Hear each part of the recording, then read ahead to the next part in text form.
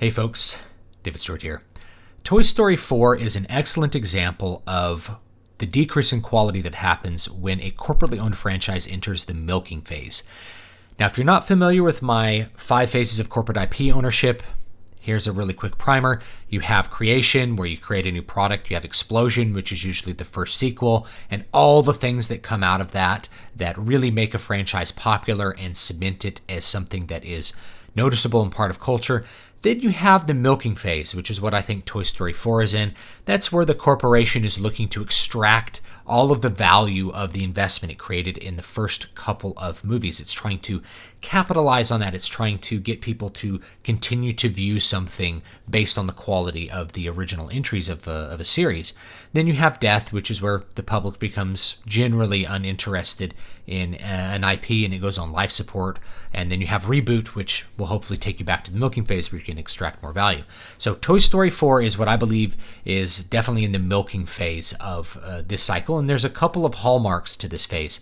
The first one is a decrease in quality. And while Toy Story 4 is not a terrible movie, it's significantly worse than the first 3 in the series. And I would actually argue that Toy Story 3 is where we're crossing over from the franchise exploding to it really being milked. There's a big gap between Toy Story 2 and Toy Story 3 and a big gap between Toy Story 3 and Toy Story 4. We have an increasing gap sometimes because there's not necessarily more to say. And there's a bunch of other things that point to me that this is in the milking phase.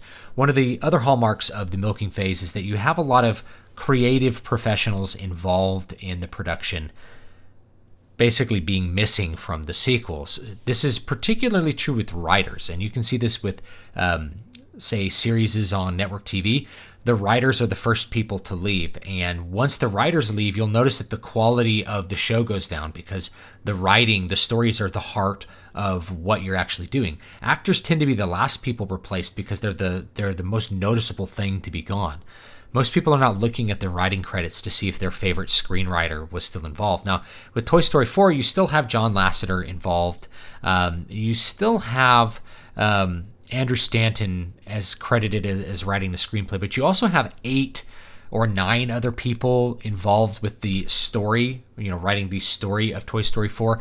And this is something that, aside from this milking phase, whenever you see lots of writers involved in a movie or anything else, it's a very, very sure sign that there's going to be big time story problems. And while Toy Story 4 is not a terrible story, it's significantly worse than the other 3. And so that to me is a hallmark. Too many chefs spoil the pot, spoil the stew, they spoil the meal.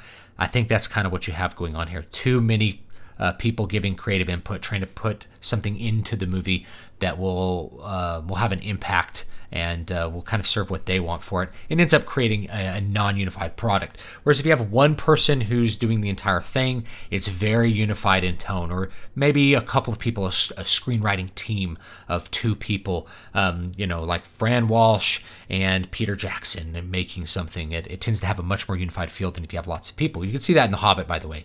There's so many people credited on the writing of the screenplays and everything. That's a big reason why the story is so disjointed in those. And so in this one, the story really suffers, I think, because of all that extra input. It's also, possibly a sign of the milking phase because you are missing a lot of the people who made the original product good.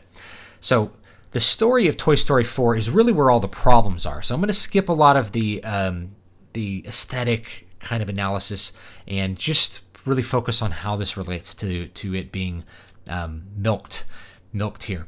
I will say that the aesthetics, there is one small problem with the aesthetics that I want to mention, which is that the upgraded animation that's occurred since the first Toy Story makes the toys feel out of place with their environment. The environment is too high fidelity for the detail that exists on the classic toys. It feels a little bit dissonant.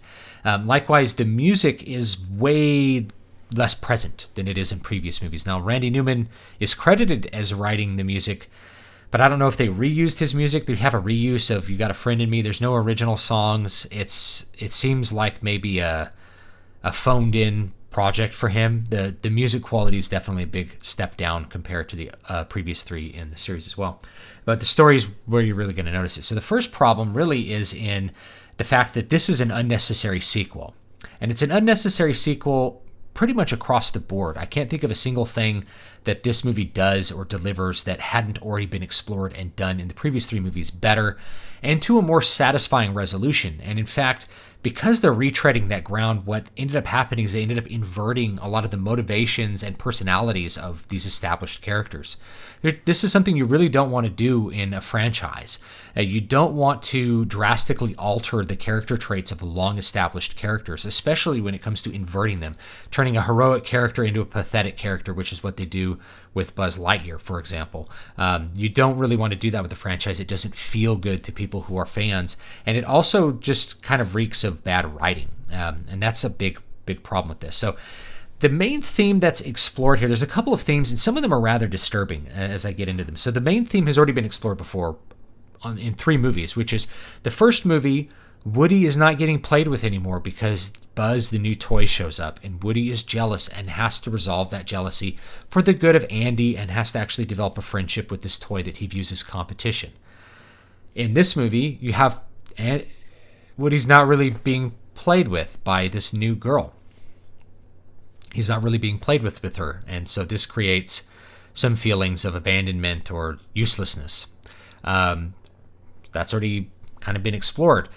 Toy Story 2, you have this relationship between, do I live in a kind of state of sterile immortality, or do I have a life that's full of meaning with playing with a kid? So he chose a life full of meaning with playing with his kid. Well, you have this again.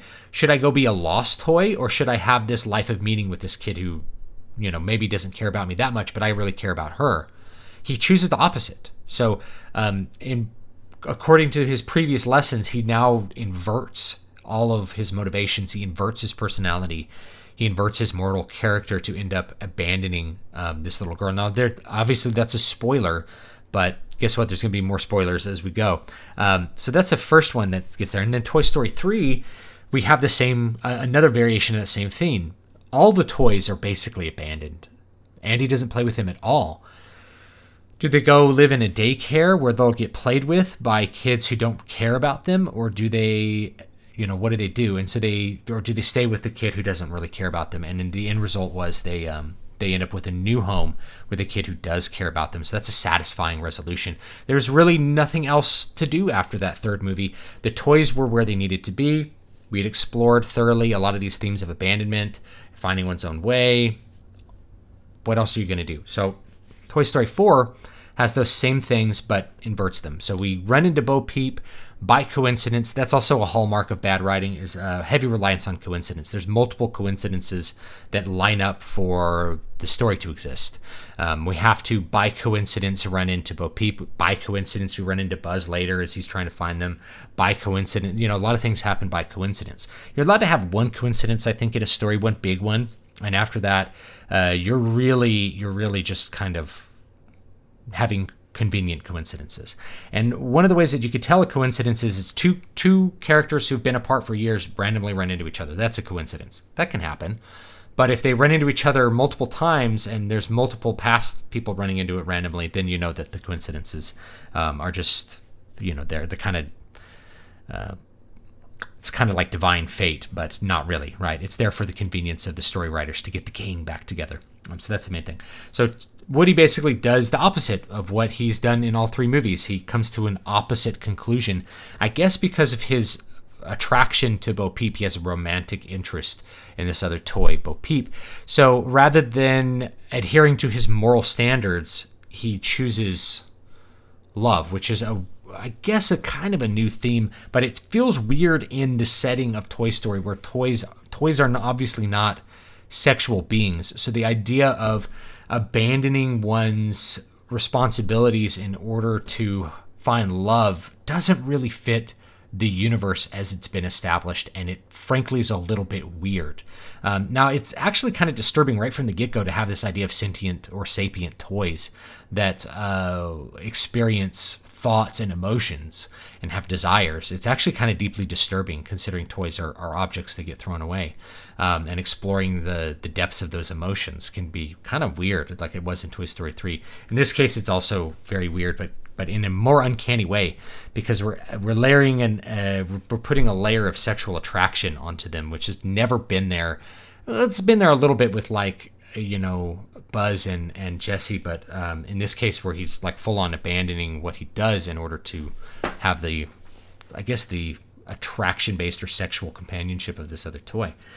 Buzz likewise is also inverted completely from how his character has been all throughout the movie. Now, the first thing is Buzz is really put to the side. Buzz is a secondary character, and he's only there because he serves no purpose to the plot whatsoever.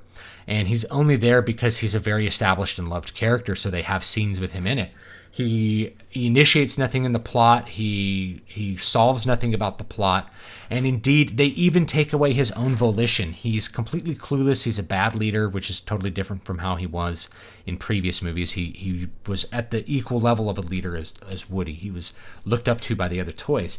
And he's constantly pressing his buttons to have his own voice tell him what to do, which started as a gag about like an inner voice, like a conscience, but really quickly turned into Buzz is a bumbling buffoon and has no will of his own. And that is really, really not the way Buzz was in the first three movies.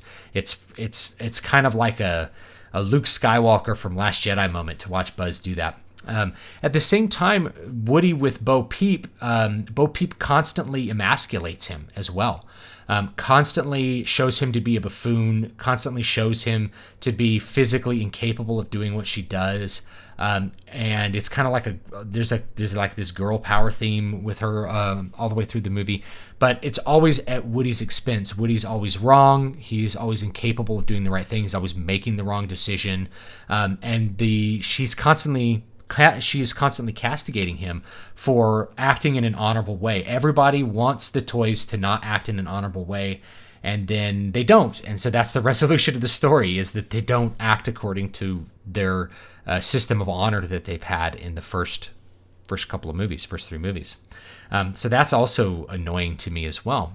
Then there's another disturbing level, and this is a theme I guess that they hadn't explored before, which is Bonnie. I think that Bonnie is the little girl's name. She makes a toy in kindergarten, and it's made out of like a broken spoon. It's made out of trash. She puts some clay and makes a little feet for it, and it's called Forky, I think. Well, Forky is constantly trying to commit suicide.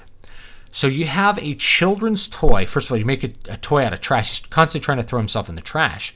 And at first you think that's funny until you realize what he's doing. He's trying to commit suicide. It's like a mentally disabled person who's aware of how bad, or like I don't know. I don't even say mentally disabled. It's like a person who's severely disabled trying to commit suicide. Like writing a story about that, about how this person who is disabled has just wants to die. That's kind of the theme that I got from this awful Fork character. So the Fork character, Woody is spending the first half of the movie, or really from the first plot point on, trying to prevent this Fork from committing suicide. And the Fork's continued attempts to commit suicide end up provoking the coincidence where he thinks he's going to run into Bo Peep, and finally does run into his old friend Bo Peep. And then they have this semi-convoluted plot where they're trying to rescue Forky from this malevolent doll who wants to steal Woody's voice box so that another kid will love her. And we've in a way, we've kind of had that in Toy Story 2. We had the desire to have Woody be part of the collection so that the other toys would have value to someone. So we still have that. It's just a little bit, it's another variation, I guess, of previous themes. And so that kind of is the impetus for the plot. So the real active part of the plot really only takes place from the midpoint on, and otherwise you're dealing with kind of a long period of exposition, and a rather disturbing exposition with this Fork that's trying to commit suicide. Now, all the other secondary characters, Rex, the piggy bank, the dog, all of those characters are really just non-existent in this movie. They're really pushed to the backside. And what you have instead is you have an insertion of new characters in the form of these bears, these two stuffed bears that I think were played by Key and Peele, by Jordan Peele and Keegan Key. And they come off really annoying. I really intensely dislike these characters. And they also are disturbing. So first of all, they're annoying because they are clearly what I call acting black. They're clearly there to put on racial stereotypes for the amusement of probably a majority white audience. At this point, it's still probably majority white. And their humor is actually rather disturbing because they constantly suggest solutions to problems that involve violence against people, like assaulting the people, which was really weird. I don't know why they put that in there. At first, you might think it's funny because it's shocking. But when you you think a little deeper, you have a toy that is highly motivated to commit suicide and a pair of toys who are always holding hands, by the way. I don't know if they're sewed together, but they're always holding hands, wanting to commit extreme violence against the people who own them. It's weird. It's a really, really off-putting and out of place theme there with those characters. So all the characters are kind of helter-skelter. They're all over the place. They're inversions of what we've seen before, and in some cases downright disturbing, like with the suicidal toy. I can't believe that they put that in a children's movie. It's really, really weird. To that credit, I don't know if this is to the credit or the detriment. The kids, the older kids that watched this, they're like older than 8 at this point, that I saw this with, they didn't pick up on that really, and the younger kids didn't pick up on that either. But it is something that I found rather disturbing because I can see through those layers there. So that's where a lot of it comes from. Now the plot is likewise bonkers. It's all over the place. You have a very long exposition before you get to any kind of real incitement of a plot, where you have what's basically the A story is let's get this fork to Bonnie because it's the most important thing to her. And there's not a lot of action there other than trying to keep the fork from committing suicide until the fork is captured by this doll. The doll wants Buzzy. That's the B story. And then the C story is whether or not Buzz is really going to leave this girl to pursue his romantic interest. And in the end, he does. At the same time, they can't really construct the moments the way that they did in Toy Story 3. Toy Story 3 had these marvelously tense moments towards the end where like they were going to burn up together. They were like highly emotional. In this case, the emotions seem like more referential to the past. Like we're saying goodbye to the characters again, rather than having them be present and really part of the story that you watched. So the whole thing doesn't really come together as a good product. It's all, it's very disjointed. And the main thing that I found very disturbing was the inversion of all the characters. Now, I think this happens partially as part of the milking phase, so I want to get back to this. So the quality drop-off, that's definitely part of milking phase. You no longer can continue to have that same quality because you no longer have the same creativity, and you no longer have everybody involved no longer cares about the story in the same way. Corporations do not view art the way an artist does. An artist cares about art like it's his child. Corporations simply view it as a product to put out to try to recoup investment. They invest in this franchise and they intend to get their money out of the franchise. That's really how it works. So it has to be a repetition of what you've seen before, or people won't watch it to some extent. You're kind of banking on the things that came before. And even though there's very high production values with this movie, what you see is there's really nothing new, and the things that are new are very out of place. Created by people who really don't have a spiritual understanding of the original art that was made. They're very out of place and in some cases disturbing, like with the fork that's there. That to me is very indicative. The change of characterization happens often when new writers come on board a project, because they want the characters to express their beliefs and their themes and their thoughts, rather than the themes and thoughts that the original writer created those characters to express. So whenever you see characters start to change with writing staff, that's what's happening. Is writers were always putting our values, we're always putting our thoughts, we're always putting our emotions and our desires to communicate through the lens called imaginary characters. And if you have previously established imaginary characters and you change the light that's shining through them, the writer, you're going to end up with a different product. In some cases, some products that are very dissonant with what came before, and I think that's what we get with this movie. So I know this has been a long one. Thanks so much for watching. Please leave me your thoughts down below in the comments section about what you thought about Toy Story 4. I don't necessarily recommend you watch it or anything. I basically watched it for free, so that's where I'm at with this. Normally, I wouldn't want to talk too much about like big corporate products or Disney products, except as they relate to this broader thing. And that's really what I want to point out. Toy Story, this beloved franchise, we're in a milking phase. The next Toy Story they make, and they're going to make another one, guys. The next one is going to be, again, another step down in quality. This one is not profoundly bad, but it's a big step down from Toy Story 3. The next one's going to be significantly worse because there's even less to explore. There's even less things to do. You're going to be repeating more of what you did, only you're going to have a surprise conclusion, which means you're going to be inverting the characters. So it's only going to get worse from here on out. Just be aware of that, folks. And of course, I will see you guys next time. Newest book is City of Silver. It's out right now, 99 cents for the ebook. Great book. I had a lot of fun editing this. This is one of the earliest books that I wrote. So if you pick it up, you may see a lot of my early feelings in this. But it's a lot of fun. It's high fantasy, but with guns. I like to call it 310 to Yuma, but fantasy. So check it out, and I'll see you guys next time.